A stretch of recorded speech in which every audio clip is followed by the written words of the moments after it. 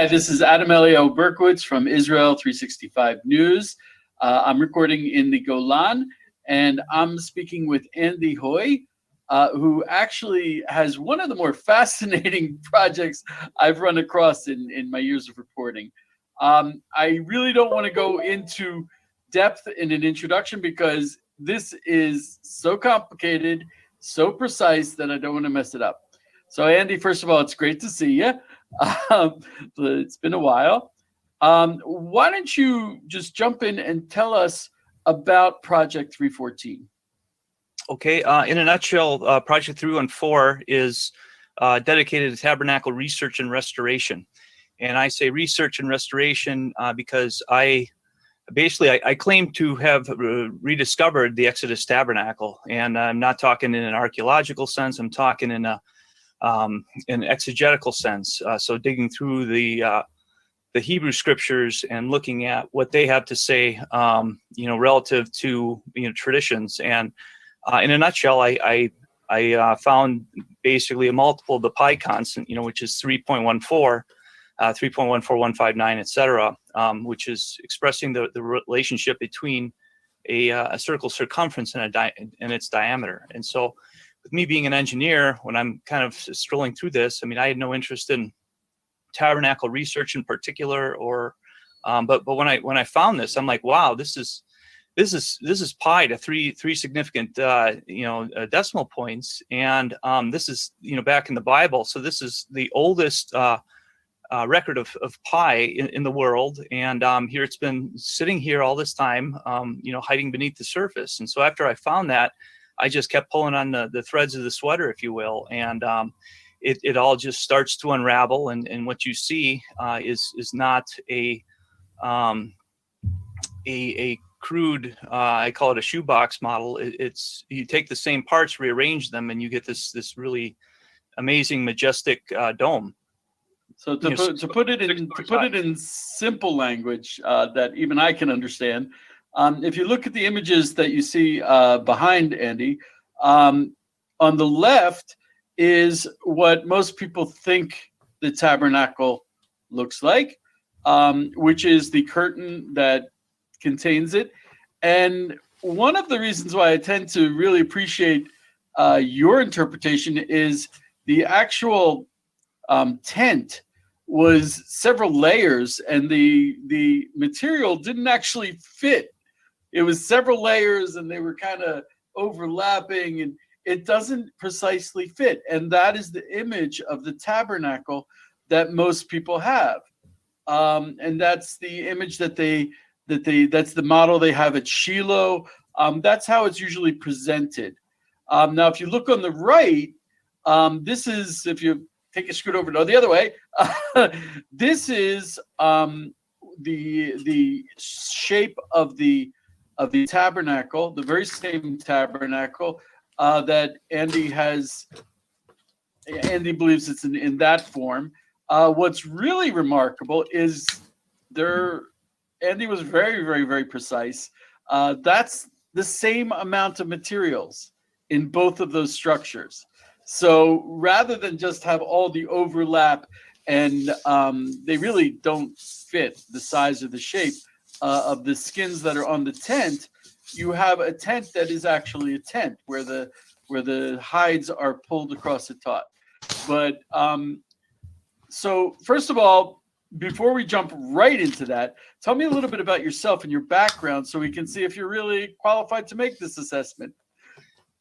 That's I get this kind of from two fronts. So one, I'm not an expert trained theologian, and two, I guess I am an engineer. So of course, most theologians, rabbis, pastors, etc., professors, they may be thick into the history, into the ancient languages, etc., but they have, maybe not quite enough mechanical sense to install a garage door opener. And on the flip side, there's presenting this from an engineering standpoint. It's like, well, you have no religious authority or credential, so it leaves me in a weird spot where you're trying to show this to the theologian types, and they're just like, well, it's just, and what I find is there's a lot of kick the can that goes on. If I show this to people, they're like, I don't know, I haven't studied it much, so, go ask my pastor, go ask my rabbi, whatever. It's, and then you do that, then there's a sheepish engagement and withdrawal, and it's awkward in a lot of ways. Well, I'll be really honest. I've read through all the Bible. We read through it in a yearly cycle. So at least once a year, I read through the descriptions of it's a huge list of all the materials, and it's very precise. And there's a little switch in my brain that as soon as there are numbers and as soon as there are lists, that little switch turns off. The numbers, I don't even remember my own phone number. And when I first met with you, you're not only an engineer by trade, you're an engineer by nature. Numbers are one of your languages. So your switch doesn't turn off when you see the numbers and the lists.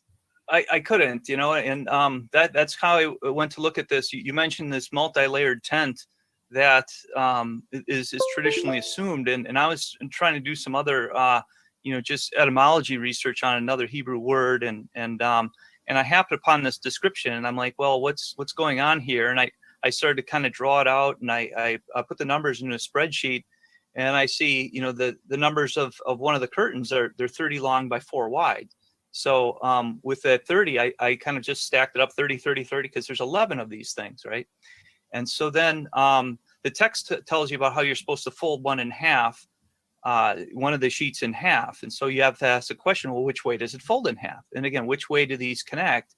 But just by the nature of seeing the numbers in the spreadsheet, I saw that I had 330, or if you folded one in half, that's 315. And it occurred to me, it's like, wow, 315, that's really close to a perfect multiple of pi. And lo and behold, I took a look in the text in Shemot in Exodus 26:13, and it says, take a little from here, a little from there, a cubit. And then I realized it's like, well, this is subtracting one from that total of 315. And like, oh my word, I just found pi in the Bible. And I just had to do a double take, because, I'm not Hebrew first language. I'm not a Sabra.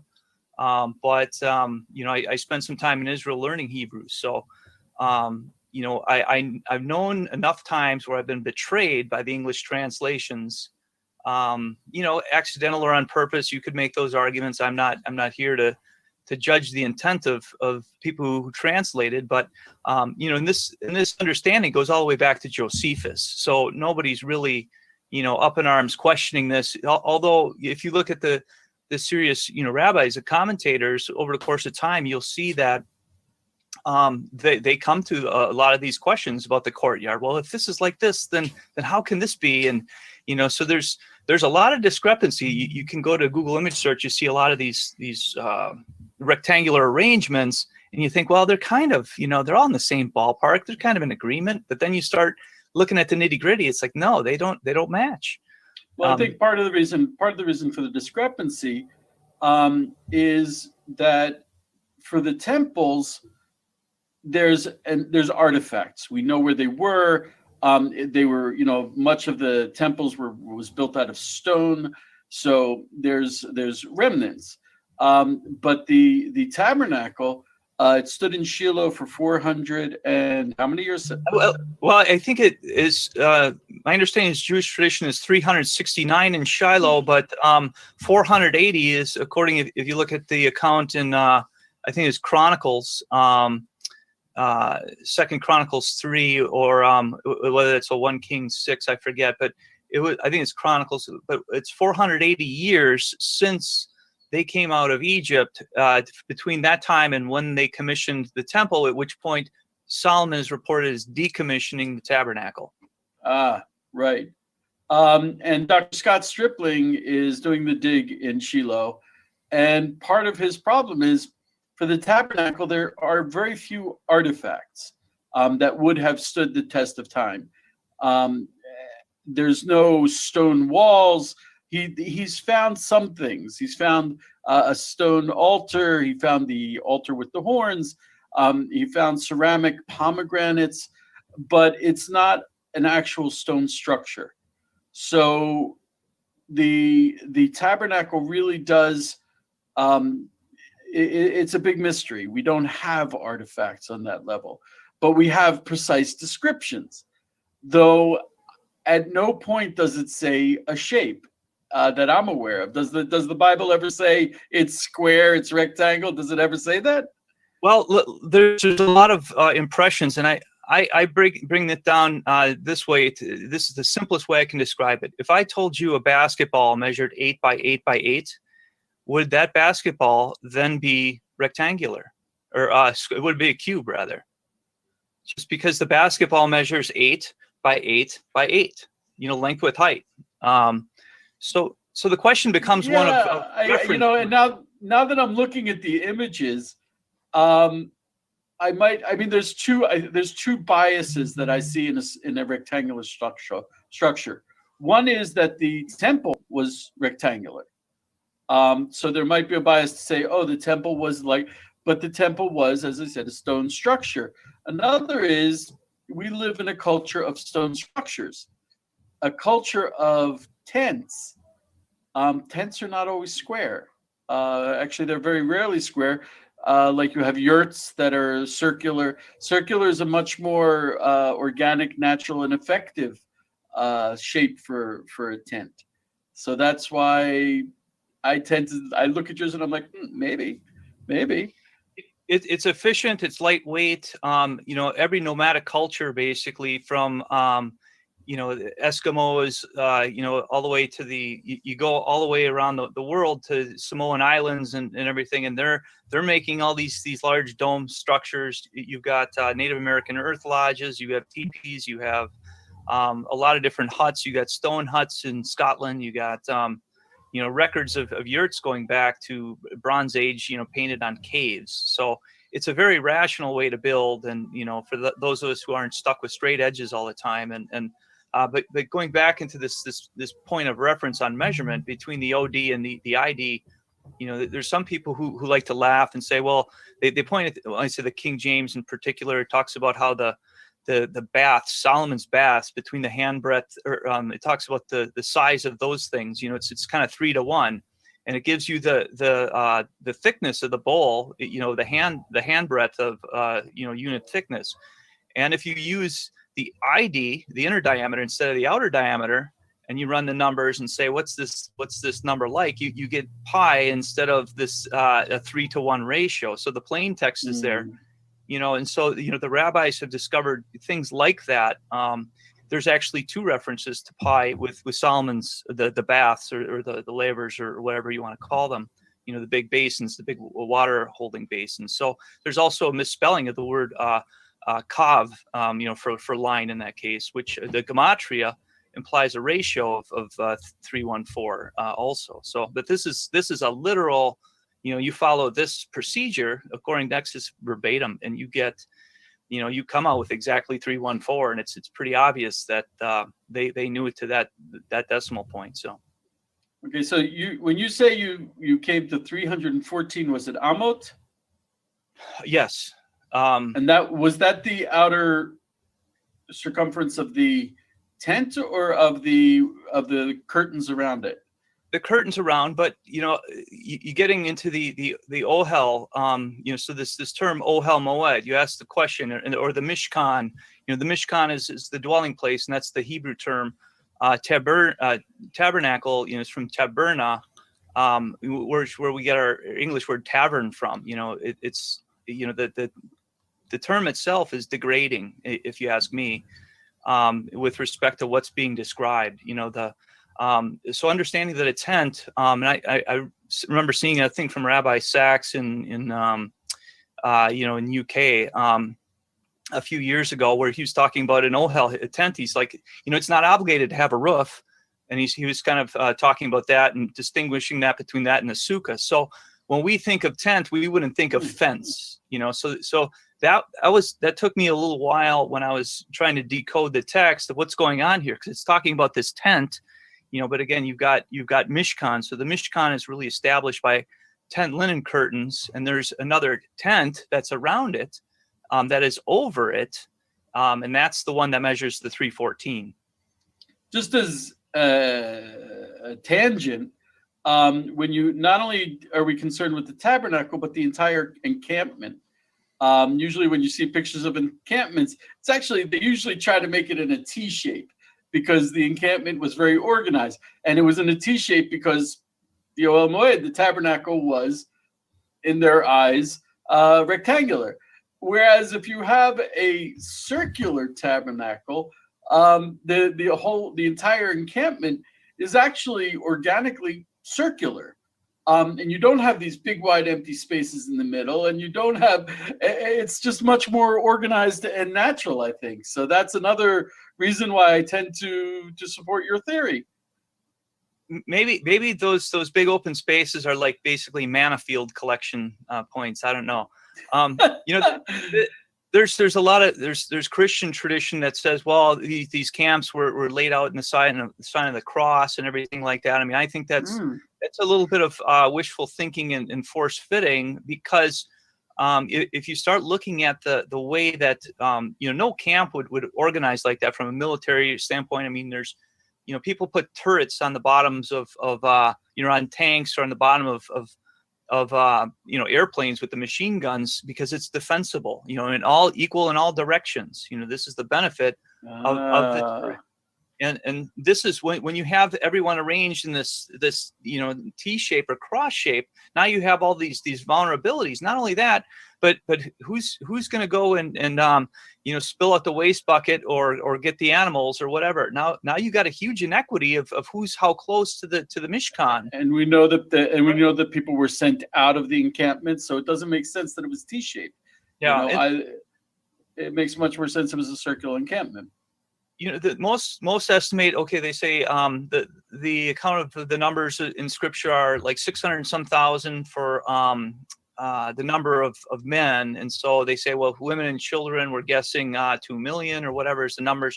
Has anyone looked at like what it would take to support, population density, how many miles this town would sprawl out? I mean, I live in a town of 12,000 people or so, and when everyone gets together to see the fireworks, you got this big mass of people. Does anyone actually do the numbers, do the math? I mean, the numbers are there in the text for a reason, and like until we say, well, are these people all like crammed together like at the Kotel, like at the at the Wailing Wall for a festival where there's everybody pushing it and sardining? It's like, we're not talking about this kind of population density. People need space to live a little bit, and they need to space out. They would spread out, and they would do it in a organic way. Okay, so can you show me the verses?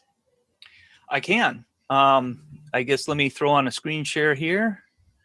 And I'll go to 2. I know my listeners they want to see the verses. They want to see the proof.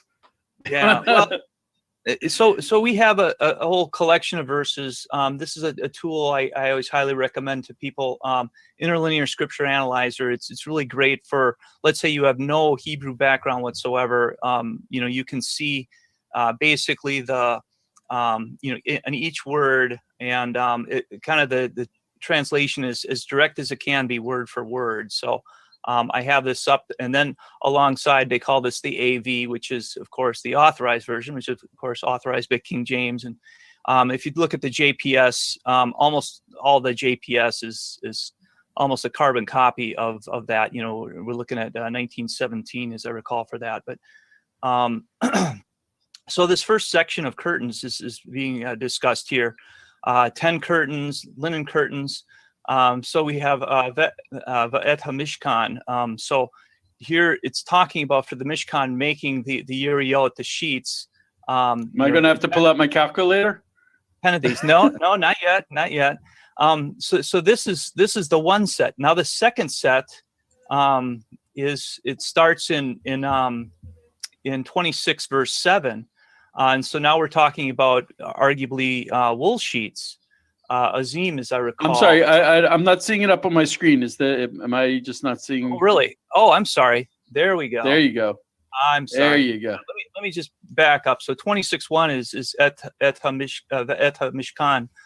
So make the tabernacle. So this is talking about the tabernacle with the 10 sheets, and so this is this is one particular set that's beginning, and this again is establishing what is the Mishkan, which is the dwelling place.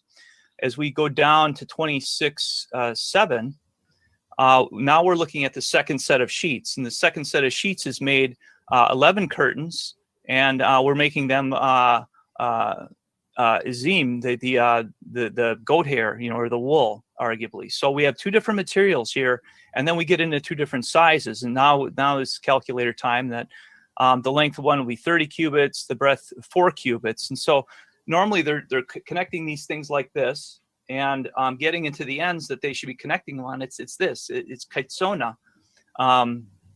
We have the term. Kites, I think is where we get our English word cuts from. Kites, katsats, is the Hebrew root of that. Here we go. Kaitsone, or kaitsona. So this is where we're supposed to do the coupling, right? So if each of these sheets is made with, if it's made with loops on opposite edges, and all of them are made the same way, wouldn't that demand that we join them in a polygon or a circle? It becomes kind of non-negotiable. Or if you want to take this, there we go. This other approach of where you're going to turn those things into roof pieces, where do you fasten them?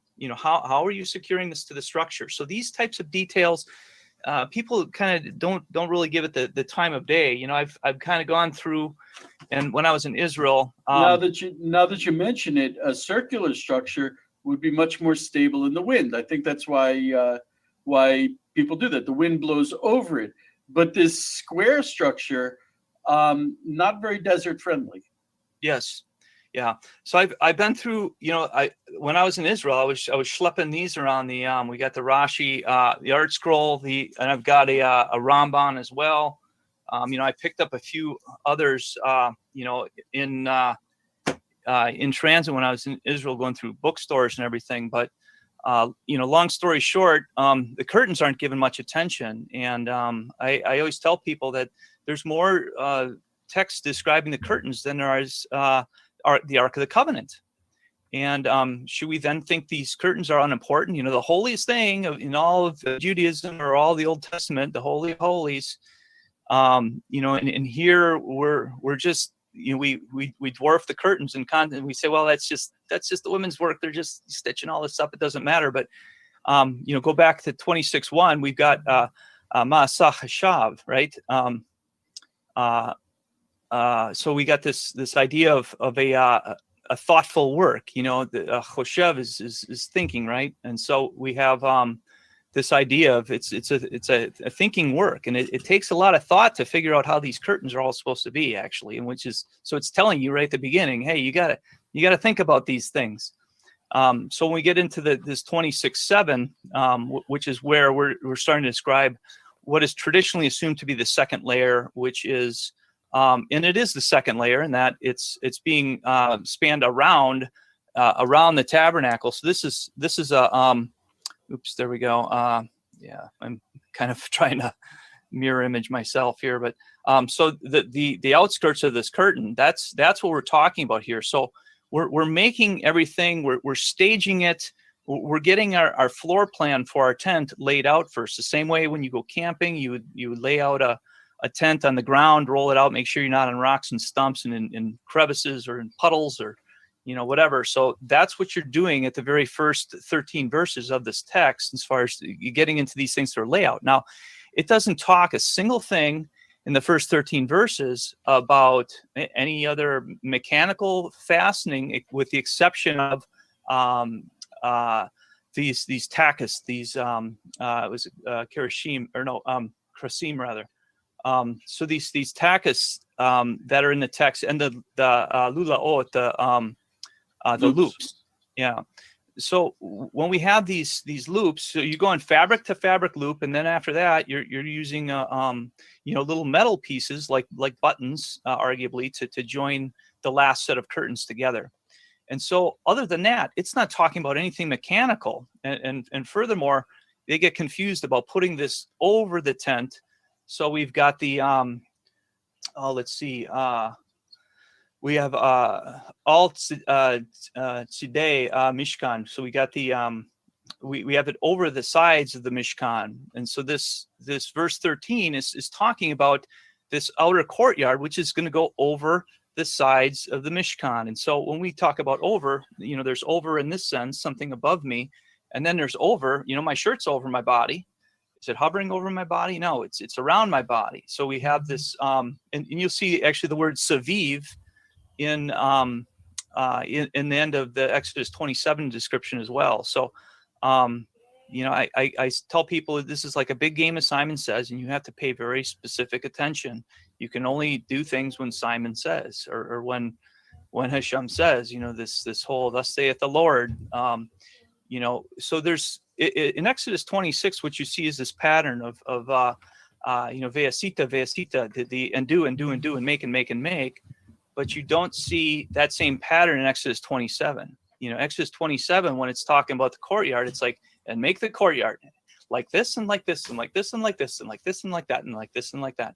And so the people who've been translating this, they're trying to reconcile their perception to this text, and they struggle, and they try and do their best. They try to honor the text and be creative and say, well, maybe it's like this. And the number of different ways that they arrange the courtyard alone, is it that there's 20 posts? If there's 20 posts on the south and 20 posts on the north, and then 10 posts on the west, well, does that mean that they're sharing a corner post, or does it mean that you have to add the rabbis? That's driven them crazy over the centuries. You can see them commenting on this and having opinions, and because it gets into the dimensions, and it talks about 5 cubits between the posts. So if we don't have 21 posts, then we don't have 20 sections, and so 100 divided by 20 is 5. And if not, then you're looking at 19 or 21 or some other crazy dimensional thing that. Can you imagine if you're supposed to make something 4 and something 19ths as far as from a fraction standpoint? I mean, it gets awkward. And so, these are these smaller details that come out in the wash on the round model that have everybody. I probably have 6 different ways that they interpret how the courtyard is laid out. And this is of course everyone's big proof. Well, it says in the Bible that the courtyard is 50 by 100. Boom. And it's like they walk away, and it's just, I see them, and it's like, okay, well, what are we measuring now? Because if we have a circle that measures 314 cubits around it, and we bisect that circle, because that's what the text is talking about, is 2 tent halves. And this is another part of the beauty of this from a prophetic standpoint, the rejoining of the two houses of Israel, the northern house with the southern house, the Judah with the Ephraim, or the southern versus the northern. There's all sorts of really, really amazing things that you start to see when you just put the curtains together right. But they're forcing the entire rest of the the paradigm or they're trying to fit that paradigm so desperately that they don't stop and begin back at 26:1 again and say, well, what about these curtains again? They jump into the frame right away because they think that's the bread and butter of it all. But yeah. So I hate to jump ahead, but you're really whetting my appetite, and I got to see this. Do you have a picture of it? What it looks like? When you say what are you referring to? Your version of the Mishkan. Your version of the tabernacle. Well, it's behind me on the Okay, so I see that fire in the small semicircle. What is that? Yeah, so we've got the brazen altar, which is in Exodus 27:1. Now traditionally they show this as being square too, and people say, they read their English again. They say, hey, this is 4 square. I can roll down. I think I'm still on screen share here. To 27:1, was it 27:1 or? Yeah, see, it says the altar shall be 4 square. It's square now. But in Hebrew, what do we have? We have Rabua there. So with this, I'm saying this is, I think either it's referring to that which is quartered or on 4 legs. And so if I have 25 cent pieces, and I forget how the shekel denominations are exactly when it comes to coinage, but When we have 25-cent pieces, that doesn't make them square because they're quarters, right? Because they're quartered, they're still round discs. So something can be, being referred to in this four thing and still not be, having 90-degree angles. So the amazing thing with this, Adam, if you look at, where that fire is, that fire, it's bound in an area that is defined by geometry. And this is a God thing, a Hashem thing. We've got the altar, which is supposed to be 5 by 5 and 3 high. And going back into this idea of, okay, what are we measuring and how and why? So that area that's 5 cubits in there, between each of the walls. Now that other curtain, you see the colored curtain, which is the entrance of the curtain. So that's like, I think Misach instead of Yirayot. That is 20 long. It measures 20 long. And if you bound that against this other curtain that's 15, it makes like a D shape. Well, that D shape, exactly what's fitting in there is that round fire pit, this altar. So this copper altar, which is where they would have done the guts and the fat and everything like that. This is what you don't make a campfire in a round pit in your backyard. Nobody does that. The old Weber kettle grills, they're all round, and that's even heat distribution. And this is why yurts heat so well, because they've got a center stove and stovepipe, and it radiates out equally in all directions, and it's not like imbalanced at any point. So when you're basically getting a square altar, why would you want to burn stuff like that? The corners aren't getting air, they're not getting heat, or they're getting too much air and not enough heat, or whatever. So it's really not the best for burning. So again, why would we assume that's that way? And if we start to follow all these other things, so this is like it's a harmony of numbers, really what it is. And once you see the genius of this, when I say the genius, it's like, obviously I didn't write the text. This is recordings from on high in Moses. I'm just figuring it out. I think after it's been buried for over 2,000 years. So. So what have you been up to since? I think we worked this out before we started the interview. We actually met 4 years ago, something like that, in Tveria, and you showed me your work. It was astounding how much you put into it. Go ahead. Yeah. So and you're not the kind of guy who sits around playing video games. So. So what have you been up to on this project since we last spoke? The first thing that I guess when we were in Israel, I had this is actually, I got this double-sided. This is a Hebrew English version. So when we were there, this is all we had to, this is all I had to share really, because I hadn't written anything as far as books. So getting into all this mechanics of the curtains, I got this all laid out. If you want, you can read a big fat, art scroll or other commentary. I've got, again, from the Israeli bookstores, I got a couple of, definite Sabra, Jewish publications on the subject matter. But getting into the need to do publications and everything. I mean, this was nice in that I got all this dialed down into 4 pages. Okay. So you can either read a big fat chapter, a couple chapters on this, and listen to people speculate about the theoretical. I mean, Christians, bring up a lot of Christology that's linked into the rectangular tabernacle. And it's like, well, that in my mind makes no sense. It's kind of a lot of it, again, force fit, a little bit like that cross thing I was telling you about. But when you start going around like this and you understand, the Shaddai factor, and, look at, every mezuzahs, not everyone, but a lot of them have the Shaddai, Shin Dalet Yud, right? Shomer Dalet Israel, he who protects Israel. So this is where the mezuzah is on every single, Jewish residency, right? And so Shaddai, the gematria for that is 300. And then 4, and then 10 is 314. So Shaddai, El Shaddai is the god of pi, in Hebrew. And so all the time they've had reference to this thing, which is I'm kind of incidental. So this is what I had when I was in Israel. So, that was the great thing in Israel. It's like there's a lot of people who are, have the Torah near memorized. And so I was able to explain this to them in about, 5 or 10 minutes with this drawing set that I have. And again, I do have that available in Hebrew. Is translated by Sabra, much better than I could have done. But getting into what else I've done in this whole scheme, I did write a book. This is an English book. This is The House of El Shaddai. Yes, you got that book. You sent me this book.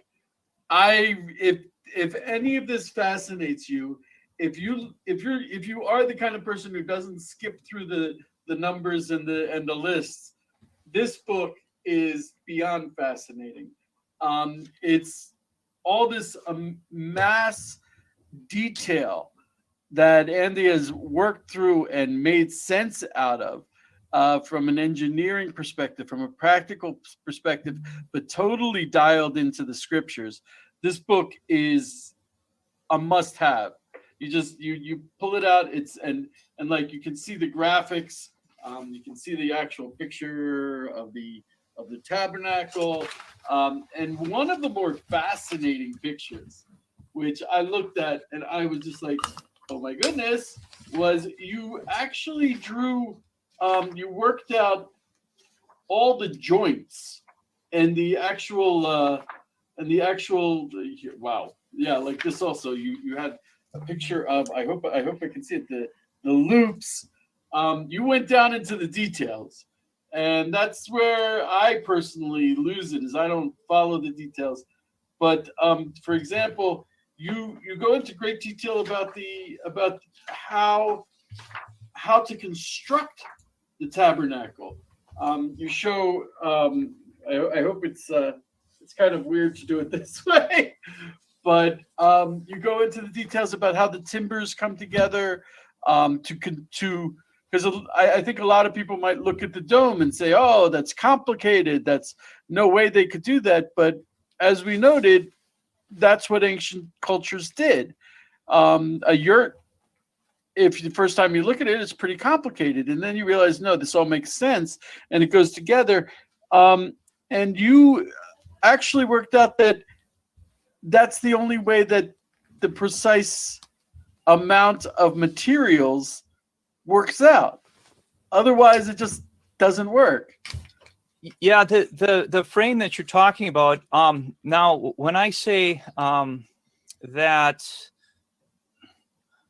this is using the exact parts list of Exodus, I was very I'm very emphatic about that. But when I said it uses the same one as the rectangular one does, I was lying a little bit. And let me explain how and why. Is that they actually assume between 2 and 3 times the volume of wood, for example. A lot of them will put wood on assume that wood is being used for the outer courtyard.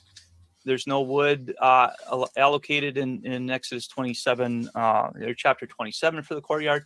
And now if we get into, here's some more minutia here.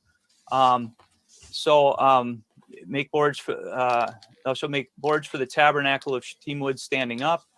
10 cubits shall be the length of the board. So this is the really curious one. 10 cubits shall be the length of a board, and a cubit and a half shall be the breadth of one board. Now, are we talking about 10 long by a cubit by 1/2, or is it just calling it out in 2 dimensions? Now, what they do when I say the shoebox model, they assume that that's a 2-dimensional description. Now, you go to Home Depot or Lowe's or any of these home improvement stores, and you tell them you want a 2-inch board that is 8 foot long. It's like, well, you mean a 2x4? Well, not necessarily. I mean, you don't buy wood with only 2 dimensions. You buy it with 3. So this is the thing here, and the reason that they're doing that, Adam, is they've got all these curtains put together in this swatch for the roof, and they're trying to make the wood frame perimeter large enough to fit under it in a practical way. And so what was a three-dimensional description of the board here is it becomes it goes from a three-dimensional, which is given, to a two-dimensional, which is again supporting the bad paradigm at this point the dogma. So here we've got the Chetzi Ha'ama Rochav Hakodesh Ha'achad. Just so this idea, here we've got the 10 cubits length, the karesh, so that's the beam, and they say board here, and this hollow taper is kind of a weird thing, but then we got cubit and half the cubit width. So is it talking about a 2x4 in a sense that's 8 foot long, or is it just talking about a 4-incher that's 8 foot long? Because they're making it 4 inches. So in doing this, a lot of times, and Rashi's got this as far as the socket, the silver socket, that silver socket, that's where the math gets really embarrassing. And they're basically saying what these sockets are they're one kikar, or they're one talent. Okay, so the one talent, they figure about 75 pounds. You could argue 35 to 130, places in that range, whatever. And so they assume that these are the bases that are beneath the beams, and it's like the Adonai Kesef.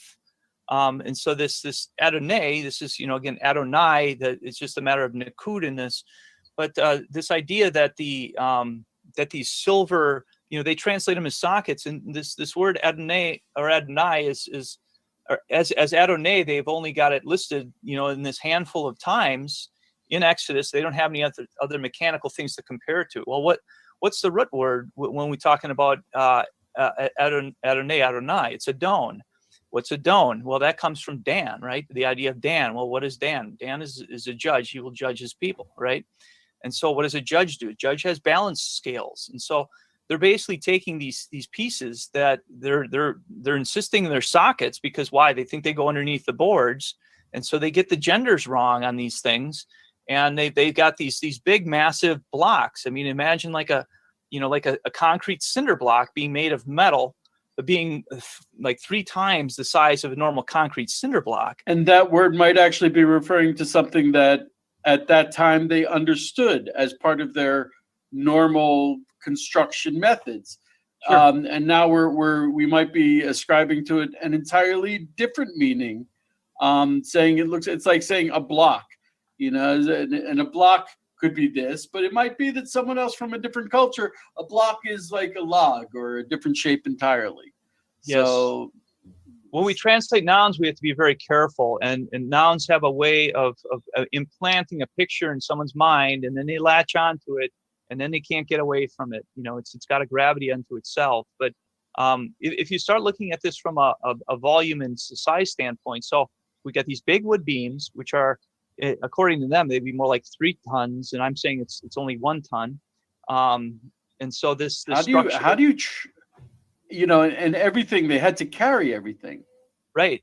So a 3-ton beam is like, oh my goodness, Yeah, and 1 ton. To stand it all on end, only, if you ever try standing something that tall and that heavy on end, it ain't easy. You do it on soft ground, it's all that much more hard. It's more difficult then. And so when you're standing these things upright, the propensities are going to fall over. Well, they think that these things are like anchors or bases. It's like, well, if you're going to make anchors or bases, the trick there is to spread the base out so you can reduce the amount of tippiness. Instead of having this narrow, and something that big and heavy sitting on one point is not stable. They're figuring, I want to say it's between 20 and 50 times overuse of silver. So if we're given 75 pounds of silver a piece, 35 kilograms, right? Now this is what the Bible gives you. It doesn't give you more. It doesn't give you permission to go and inflate it and say, well, I'm going to invoke a miracle here and all this. It's as it was, the women were getting a little upset about all the silver and gold that was that was being used in the tabernacle and not for their It's inflation. It's some sort. yeah. So these big blocks that they put in there, it's just like, have you considered, has anyone done the math and say, okay, if this is the density of it, then the weight of this thing, each of these blocks is now weighing as much as a car, so how do you move a big, heavy silver block that way? I mean, it's just, and also you're saying there was just not that much silver allocated for the construction. Right. Exactly. It tells you that you have 100 silver pieces, and they're all one kikara piece, one talent a piece. So with that being the rule, let's take that as a rule. Let's take that seriously, and we'll see what we can do with that silver. How we can arrange it and shape it, understanding that it's performing a balancing function, and from there. And getting into the frame, the wood redistribution again, it matches. I like to point out to people that this leather cover that's on it, which is Exodus 26:14. There's no dimensions on that. It's like, well, why aren't there any dimensions on this leather piece? I tell you why. Can you imagine a sphere, sphere piece like that? Like what's behind me here, trying to specify that in dimensions. It's basically the text is like, all right, after you get the frame cut to fit, it doesn't say that, but it's like, well, this is the logical deduction, because it says, it's the cover, you've got an upper layer, which then leaves you to conclude there must also be a lower layer. And so the lower layer is the reddened layer or the tanned layer, and the upper layer, this is, I think, is the more translucent type. That's kind of like the skylight, if you will, in the like yurts usually have skylights in them. So, wow, there's so much more to say about this. It's just endless details, and they all fit, and that's the amazing part. What are you up to these days? Well, I'm kind of trying to get a number of models done, and I have a number of a number of projects I'm juggling kind of concurrently. Let me just show you I have a workbook out that I put out a little bit after that book. This workbook is really designed, and being an Erev Shabbat with Jewish people. I've been to between here in the States as well in Israel, and a lot of times they'll do midrash during the meal type thing and say, well, why is it that this and why is it that? So this is basically a book of questions, which is trying to steer people in the right direction who are, again, English first language, that are hooked on these translations, that have the bad paradigm, and there's just 2 or 3 places in the text that are translated really terrible, that are like potholes you can't get out of. And so in the questions, I phrase the questions in such a way that trying to help them out of the translation potholes and get the paradigm to help them, so in their mind they can build it themselves. Of course, in Genesis 1, Bereshit, right? Bereshit, what's the first word of the book of the Bible, of Genesis? People think it's Bereshit, but I say no, it's Barash. It's tent head.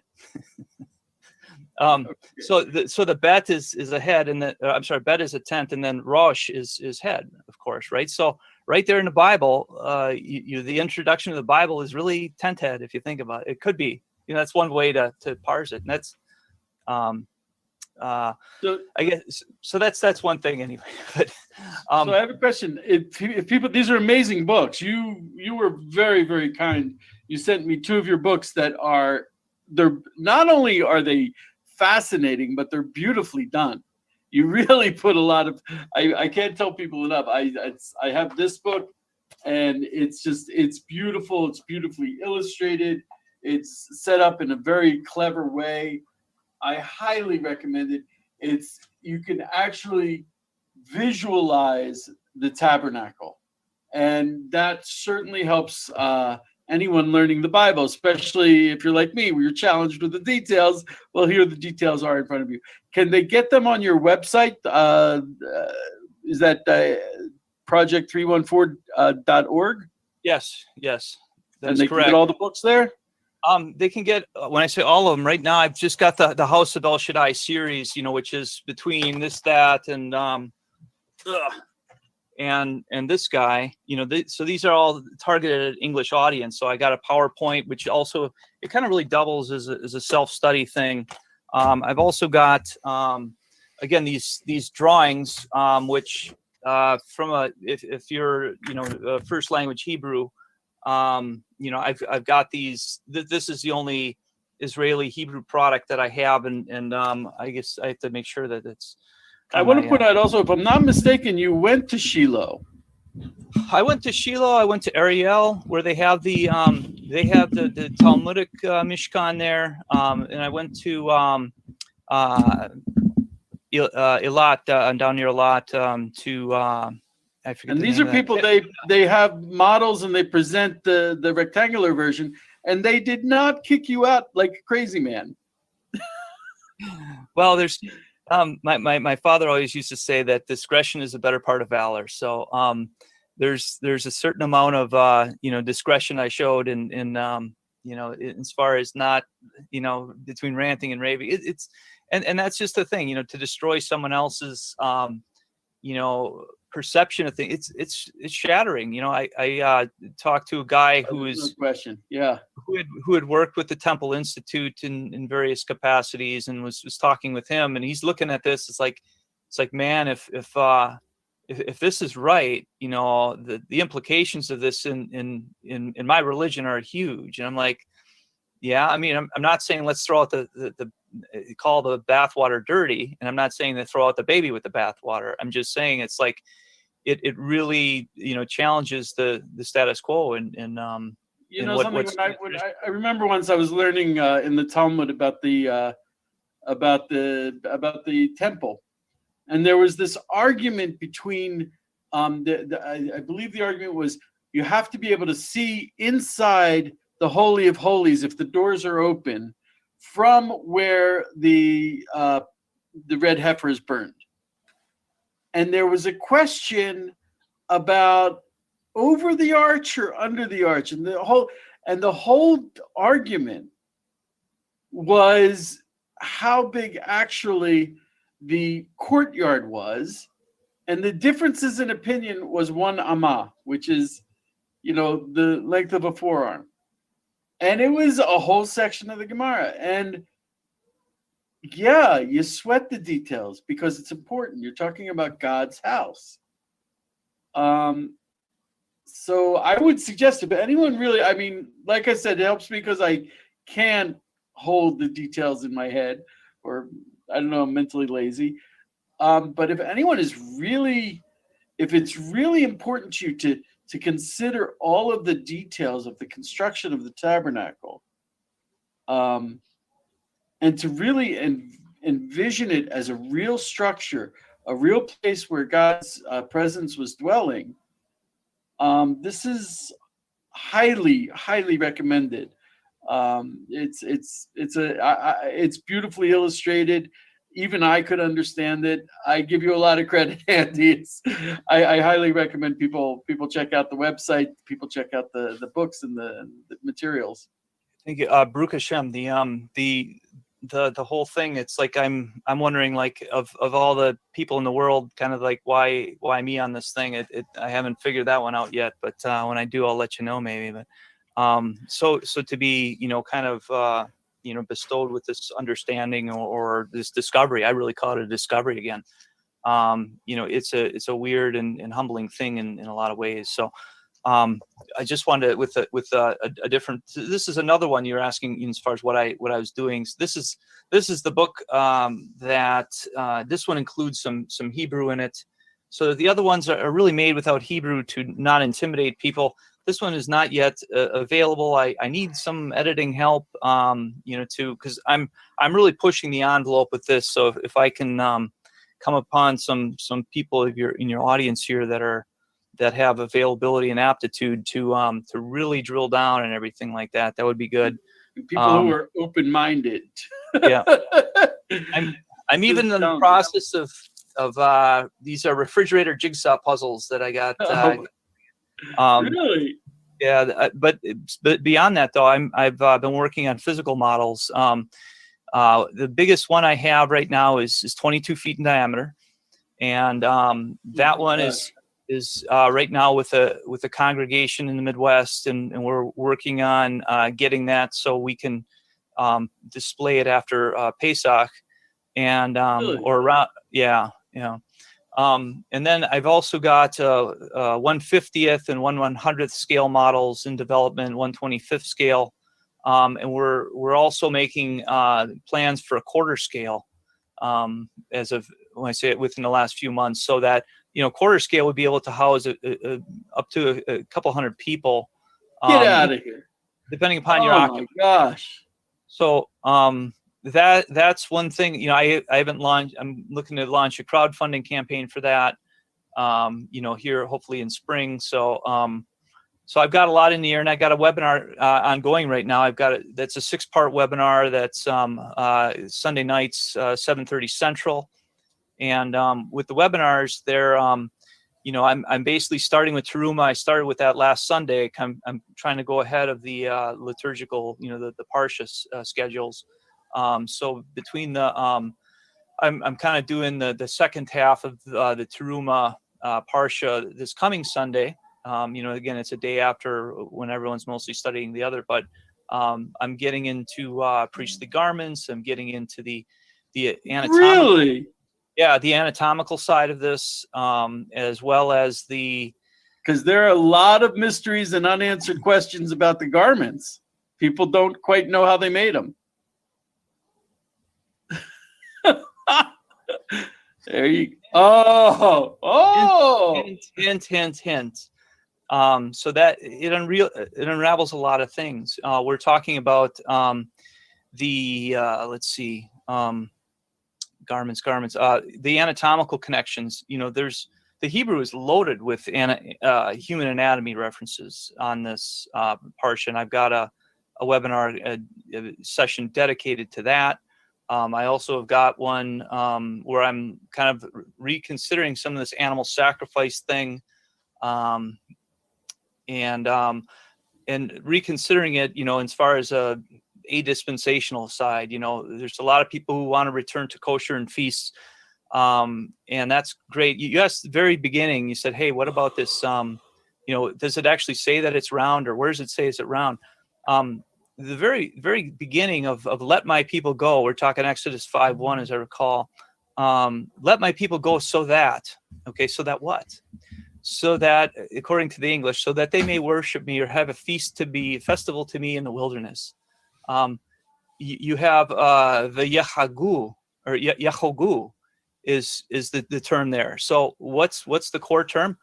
Hag, the root word in there. So that's specifically referring to a circle, and so, or a circle or a circuit, or this circular tour. So right there, he's telling Pharaoh, I want to have my people have this circular procession to me in the wilderness.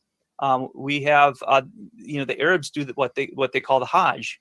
Where's the Hajj come from? It's word theft in that sense. But so this is like one of the earlier, clear hints that it's like hint. There's a lot of we still do Hakafot, Shmini Atzeret in Sukkot.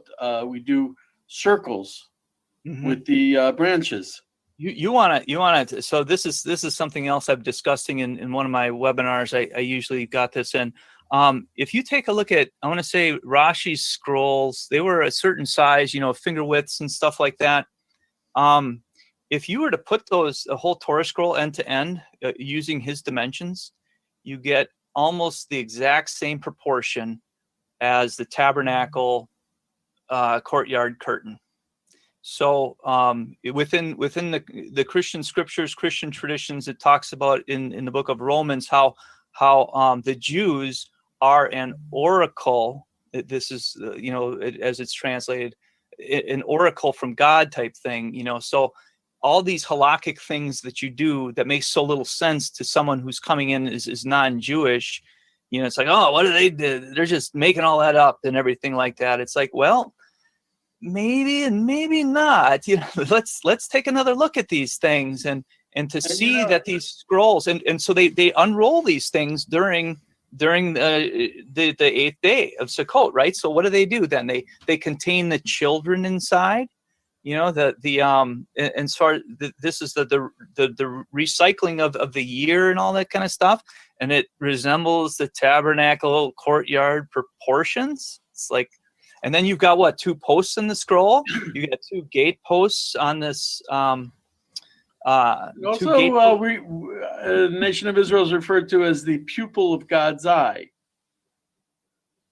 If you look at this from up above, if you get a drone's eye view of this, you're looking at a pupil of an eye. So, and Bilam blessed us for the beauty of our tents. So, yes. How goodly are their tents? Matovu, right? The Matovu. So first of all, you're working on a lot of projects. You have to keep me updated. Every time you do something new, I want to know. I mean, to complete a model of the tabernacle, that is huge. It's huge. Very few people attempt it. Very few people succeed. I want to know about it when you do it. Okay? The world's got to know. Okay? Is there anything else you want to let the world know? The website project314.org, I've got I try to post updates on that. I mean, getting into that, I want to do translation efforts, to get this into, again, to get a Sabra helping make a Hebrew edition of the whole page would be a wonderful thing. I'd like to hit languages in accordance to usage ratios and stuff like that.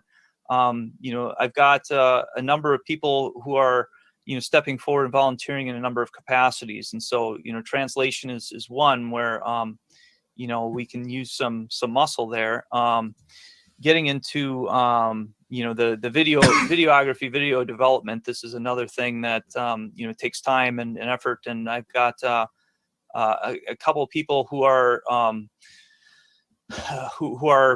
I'm basically the bottleneck for most all this stuff almost all the time. So between when I say I have to go get my car worked on like later today, and so like just those little things like that when I say kill me, I mean the Levites were paid people because they were dedicating themselves to that thing. So I'm asking people to think Levitical and contribute to this project, because there's a lot going on that, just because I'm not shouting it doesn't mean it's not happening, I guess. And there's a lot going on in the background, and I've got, when did you start this? When did you start this? I met you 4 years ago. When did you start it? I made this discovery in I want to say August of 2014. And then I launched the website, get this, on 3/14/15, which was what? Pi Day. It was Pi Day. But what was the Parsha that week? Was Pekudi, where it's talking about the second. That's the second tabernacle account. So you're talking about the liturgical study of this. Jews are studying this 2 parshas a year. That's 1/25 of the liturgical year, and I could barely find bookstores in Israel to that could really that had tabernacle materials, period. There's just more. People overlook the tabernacle because the main thing is, the temple. But the tabernacle was, what did we say? 480 years, 470 years. It stood longer than Solomon's temple did. It stood longer than the next temple did as well. So, and there's a side to say that it actually was the ideal, the essential place for God to dwell, because it's funny, because Mishkan means to dwell within, as opposed to a Beit HaMikdash. Kodesh means separate, so God was separated out, but the Mishkan was a much more intimate, close relationship. I concur. When he said to David, what did he say? He says, when did I ever ask my people who shepherd my people Israel, go build me a house of cedar?